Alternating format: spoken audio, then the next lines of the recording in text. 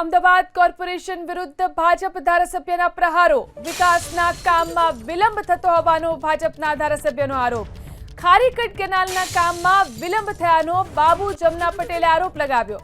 કેનાલના કામમાં વિલંબથી ખેડૂતોને નુકસાનની શક્યતાનો પણ તેમણે આરોપ લગાવ્યો। ઈએમસીના કોન્ટ્રાક્ટરની બેદરકારીને કારણે ખેડૂતોને નુકસાન થયાનો આરોપ લગાવ્યો। 2 વર્ષના બદલે 4 વર્ષ રાહ જોઈ પરંતુ કામગીરી પૂર્ણ ન થઈ। સમયસર કામ પૂર્ણ થયું હોત તો આજે આ સ્થિતિ ન હોત તેવું પણ એમએલએ કહ્યું। ખેડૂતોના મોઢે આવેલો કોળિયો છીનવાઈ ગયો।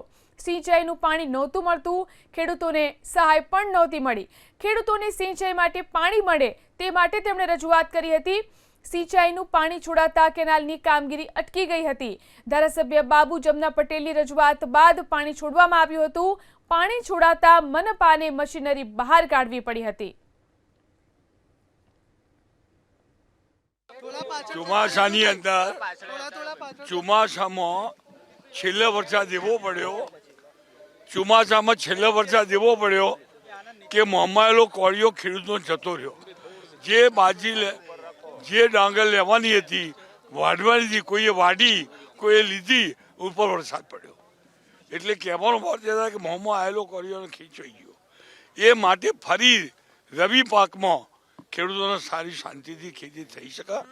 ખેડૂતો જીરો નુકસાન થયું, એક પૈસાનો એમને વળતર મળ્યું નથી।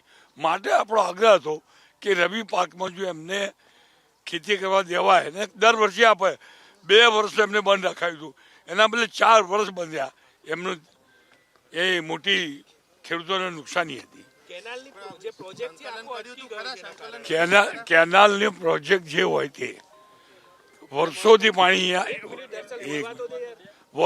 અહીંયા આપે છે અને આપવાનું હતું। બીજી વાત, એ લોકોએ 2 વર્ષ આપણને કહેતા કે 2 વર્ષ પાણી નહીં મળ્યા, આપણે આગળ તૈયાર થયા, પણ 4થા વર્ષે પાણી ના મળ્યું તો એનો શું? એ થઈ નથી, એ નથી થઈ માટે જ આ થયું।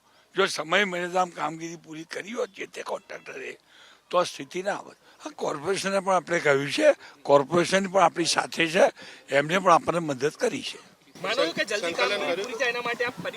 હા, જલ્દી કામગીરી થાય કે ના થાય ખેડૂતોની ચિંતા કરવી જોઈએ। એ આપણને ખ્યાલ નહીં કામ એમને જો આપણે 1 મિનિટ આપણને જયારે કહ્યું હતું કે 2 વર્ષ તમને પાણી નહીં મળે, ખેડૂતો આપણે કહ્યું ભાઈ 2 વર્ષ શાંતિ રાખો। 4 વર્ષ પાણી બંધ રહ્યું, એ કામગીરી સમયસર ના થઈ, જે તે કોન્ટ્રાક્ટરે પૂરું ના કર્યું, માટે આ ખેડૂતોને સહન કરવું પડ્યું।